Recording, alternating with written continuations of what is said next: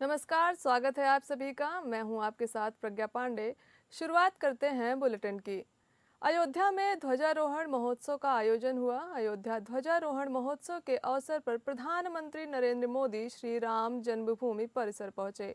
सबसे पहले सप्तऋषि और प्रमुख संत परंपरा से जुड़े मंदिरों को दर्शन किए और ऐतिहासिक ध्वजारोहण किया। पीएम ने महर्षि वशिष्ठ, महर्षि विश्वामित्र, महर्षि अगस्त्य, महर्षि वाल्मीकि, देवी अहिल्या, निषाद राज और माता शबरी से जुड़े पावन स्थलों पर पूजा अर्चना की। राम मंदिर के शिखर पर ध्वजारोहण किया। ध्वज भगवान राम की सूर्यवंशी विरासत और राम राज्य की एकता का प्रतीक है। पूरे शहर को फूलों, रंगोली और रोशनी से सजाया गया और बड़ी संख्या में भक्त जुटे हुए हैं। ये दिन अयोध्या और देश के लिए गर्व और सांस्कृतिक विरासत का यादगार पल बन गया।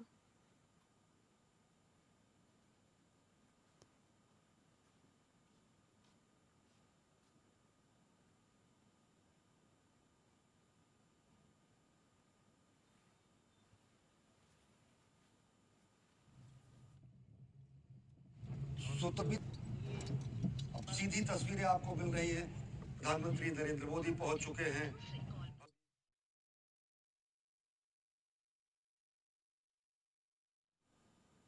सनातन परंपरा और आस्था के प्रतीक धर्मध्वज का आज राम मंदिर के शिखर पर प्रतिष्ठापन अयोध्या के संत समाज के लिए भावपूर्ण और ऐतिहासिक क्षण बन गया। 500 वर्षों की प्रतीक्षा, संघर्ष और तपस्या के उपरांत प्रभु श्री राम के दिव्य मंदिर पर धर्मध्वजा का आरोहण केवल एक धार्मिक क्षण ही नहीं बल्कि सनातन आस्था की वैश्विक प्रतिष्ठा का साक्ष्य बन रहा है। अवधपुरी के संत समाज श्रद्धा और भावनाओं से अभिभूत होकर इस पल को सनातन गौरव का क्षण बता रहे हैं। वो इसे उस संघर्षपूर्ण यात्रा का फल मानते हैं जिसमें संतों, भक्तों और समाज ने सैकड़ों वर्षों में अदम्य धैर्य और आस्था का परिचय दिया। साधु संतों का कहना है कि आज वो क्षण साकार हो रहा है जिसकी कल्पना उनके पूर्वजों ने सदियों पूर्व की थी। धर्मध्वजा का आरोहण भारतवर्ष की आध्यात्मिक विरासत को और भी मजबूत करता है तथा संपूर्ण विश्व में सनातन आस्था की महिमा को प्रखरता से स्थापित करता है। श्री अयोध्या धाम में मर्यादा पुरुषोत्तम भगवान श्री राम के भव्य मंदिर पर ध्वज आरोहण एक यज्ञ की पूर्णाहुति नहीं बल्कि एक नए युग का शुभारंभ है। इस अवसर पर भारत के भाग्य को वैश्विक मंच पर एक नई ऊंचाई पर पहुंचाने वाले दुनिया के सबसे लोकप्रिय राजनेता और भारत के यशस्वी प्रधानमंत्री आदरणीय श्री नरेंद्र मोदी जी का मैं उत्तर प्रदेश सरकार और उत्तर प्रदेश वासियों की ओर से, सभी राम भक्तों की ओर से हृदय से स्वागत करता हूं, अभिनंदन करता हूं। और एक समय था जब ये वैभवशाली अयोध्या संघर्षों, अराजकता, बदहाली का शिकार बन चुका था, लेकिन आदरणीय प्रधानमंत्री जी के मार्गदर्शन और नेतृत्व में आज अयोध्या उत्सवों की एक वैश्विक राजधानी बन रही है। यहां हर दिन एक पर्व है, हर दान एक प्रताप है और हर दिशा में राम राज्य की पुनर्स्थापना का दिव्य अनुभूति हो रही है। प्रदेश के उप मुख्यमंत्री केशव प्रसाद मौर्य सोमवार को मुख्य महापरिनिर्वाण मंदिर कुशीनगर पहुंचे। उन्होंने 5वीं शताब्दी की लेटी बुद्ध प्रतिमा के समक्ष शीश नवाया और चीवर चढ़ाकर विशेष पूजा अर्चना की। इस दौरान उन्होंने विश्व कल्याण और शांति की कामना की। इसके बाद बर्मी मंदिर में भदंत ज्ञानेश्वर के चित्र पर पुष्प अर्पित कर उन्हें श्रद्धांजलि दी। उन्होंने बौद्ध भिक्षु भंते महेंद्र, भंते अशोक और भंते नदका सहित अन्य की अगुवाई में 6.1 मीटर लंबी लेटी बुद्ध प्रतिमा पर चीवर चढ़ाया। मुख्य महापरिनिर्वाण मंदिर में बौद्ध भिक्षु भंते महेंद्र की अगुवाई में मुख्यमंत्री का खाता पहनाकर स्वागत किया गया। पुरातत्व विभाग ने उन्हें बुके व साहित्य भेंट किए। उन्होंने कुशीनगर के विकास की गति को और तेज करने की बात भी की।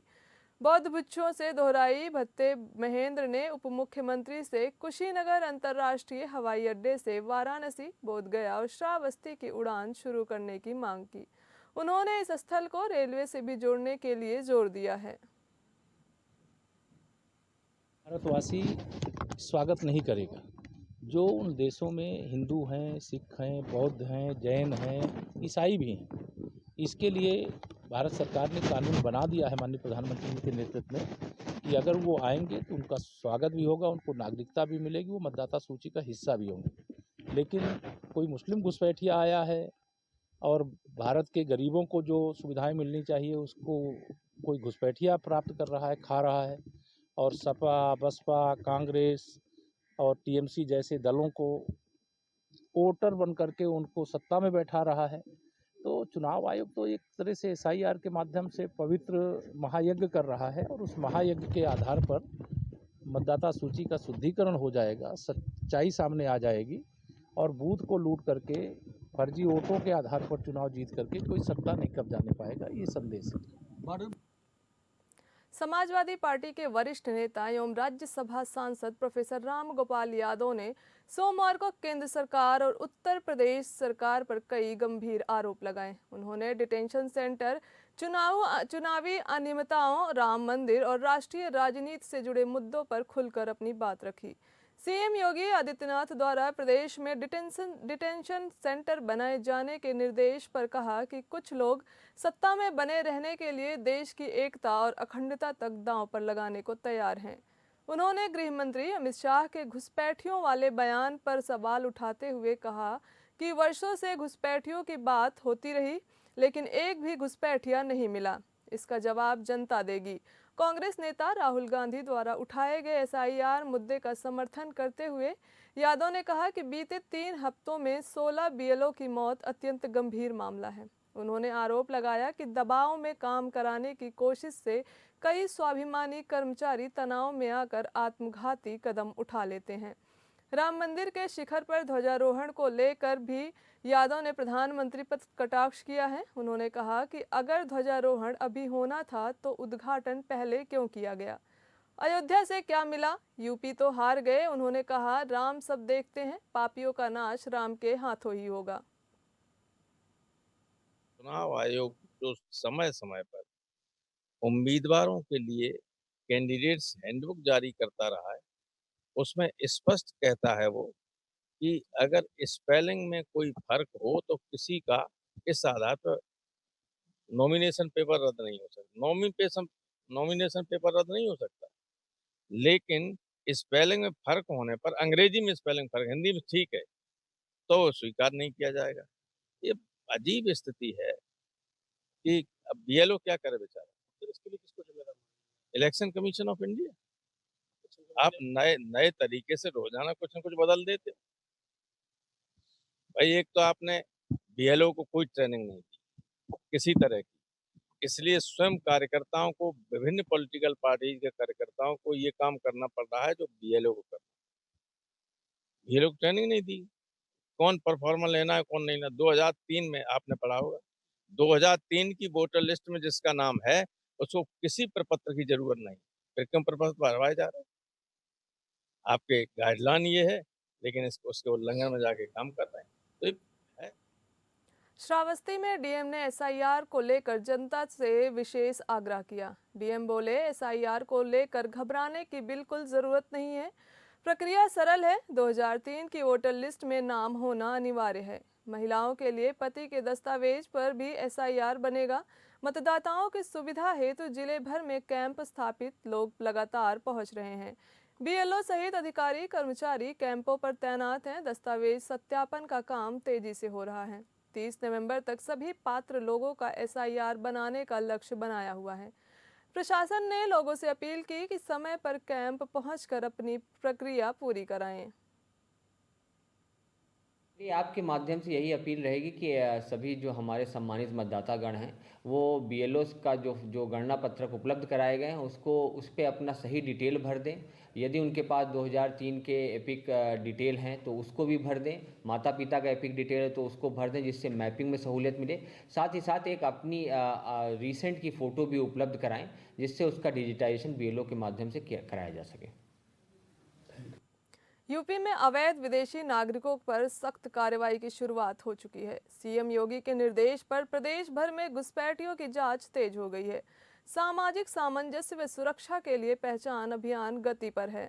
यूपी पुलिस व जिला प्रशासन की संयुक्त टीमें घर घर जाकर सत्यापन करेंगी। नेपाल बॉर्डर व संवेदनशील क्षेत्रों में कड़ी निगरानी बढ़ाई गई है।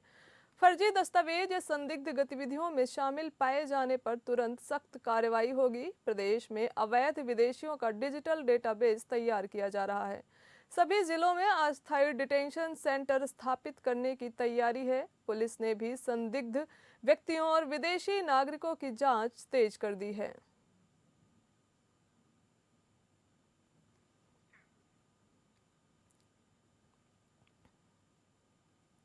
बरेली विकास प्राधिकरण ने शहर की सबसे हाई प्रोफाइल कार्रवाई को अंजाम देते हुए मौलाना तौकीर रजा के करीबी और कॉलोनाइजर मोहम्मद आरिफ के 3 मंजिला भव्य शोरूम को पूरी तरह ध्वस्त कर दिया।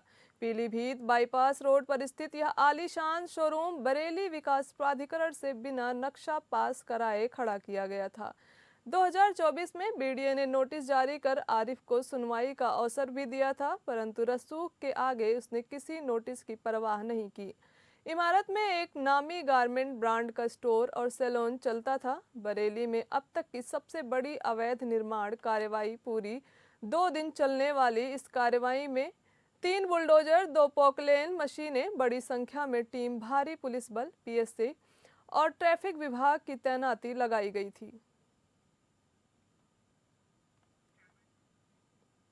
फर्रुखाबाद शहर में आवारा कुत्तों की बढ़ती संख्या और सुरक्षा को ध्यान में रखते हुए झनको फाउंडेशन हरियाणा द्वारा संचालित डॉग कैचर नसबंदी केंद्र का उद्घाटन जिलाधिकारी आशुतोष त्रिवेदी, नगर पालिका अध्यक्ष वत्सला अग्रवाल ने फीता काटकर शुभारंभ किया।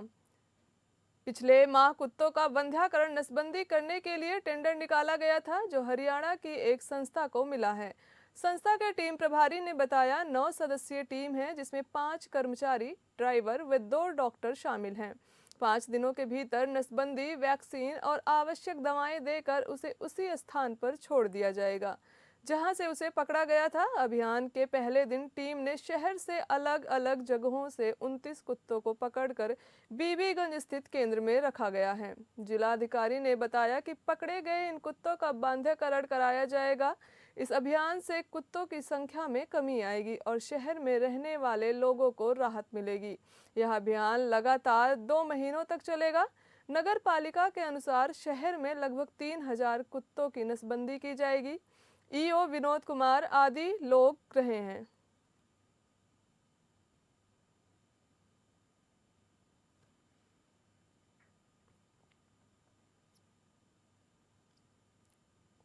महाराजा सूरजमल की ऐतिहासिक धरोहर को संरक्षित रखने और उनकी वीरता को नई पीढ़ी तक पहुंचाने की मांग को लेकर अखिल भारतीय जाट महासभा के कार्यकर्ता जिलाधिकारी कार्यालय पहुंचे। महासभा की मंडल अध्यक्ष चौधरी सत्यवती के नेतृत्व में कार्यकर्ताओं ने जिलाधिकारी को ज्ञापन सौंपा। उन्होंने कहा कि ब्रज में सर्व समाज एकजुट है और सभी की सहमति के साथ यह मांग उठाई जा रही है कि महाराजा सूरजमल की प्रतिमा मथुरा शहर के किसी प्रमुख चौराहे पर स्थापित की जाए। सत्यवती चौधरी ने बताया, ब्रजभूमि और महाराजा सूरजमल का संबंध भावनात्मक, ऐतिहासिक और सांस्कृतिक रूप से अत्यंत गहरा है। इसी भावना के तहत हम सब ने जिलाधिकारी को ज्ञापन देकर मांग की है कि मथुरा में एक भव्य महाराजा सूरजमल प्रेरक स्मारक स्थापित किया जाए।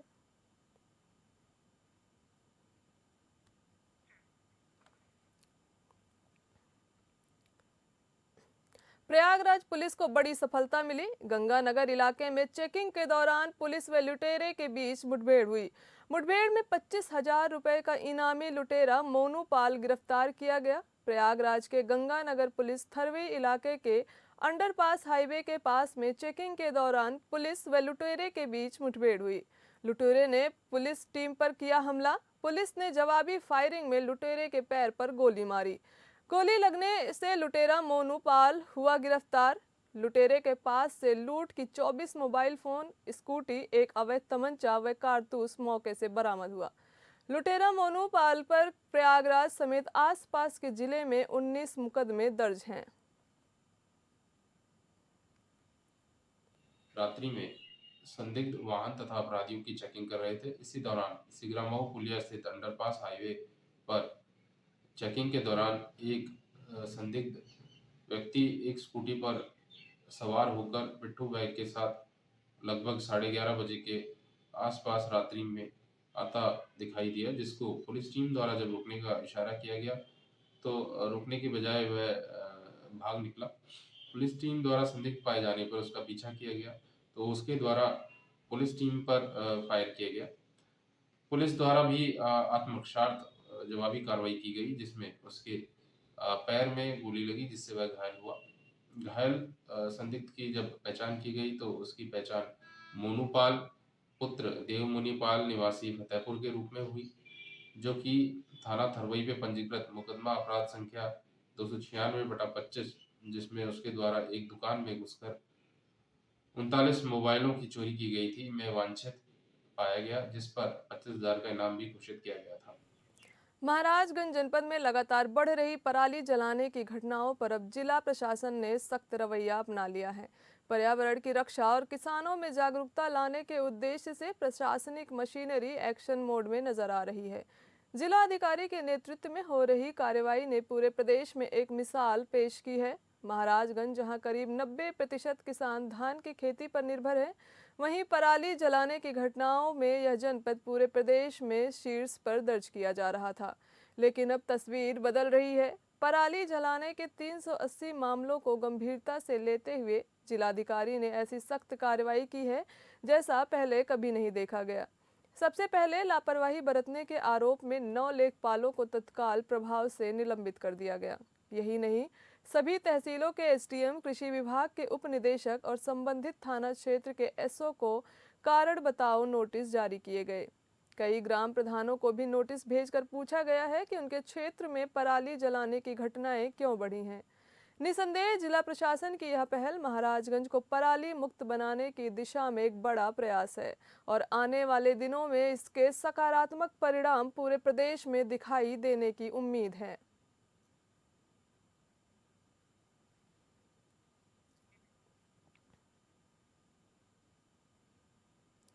मऊ जिले के कोपागंज थाने में तैनात कस्बा इंचार्ज अनिकेत सिंह और अन्य पुलिसकर्मियों का सोशल मीडिया पर तेजी से एक वीडियो वायरल हो रहा है। मोटरसाइकिल वाले का वीडियो में चालान काटने वाला दरोगा और उनके अन्य पुलिसकर्मी बगैर हेलमेट के ही घूम रहे हैं और आम जनता के वाहनों का चालान काट रहे हैं और कईयों को डंडे भी मार रहे हैं। बिना हेलमेट के गाड़ी चलाने वाला पुलिस का सोशल मीडिया में वीडियो खूब वायरल हो रही है। अब जनता का सवाल यह रह गया है कि बिना हेलमेट पहने सड़क पर चलने पर जनता का चालान काटने वाले साहब भी तो हेलमेट नहीं पहने। कई वीडियो इनका वायरल है, इन सब का चालान कौन करेगा?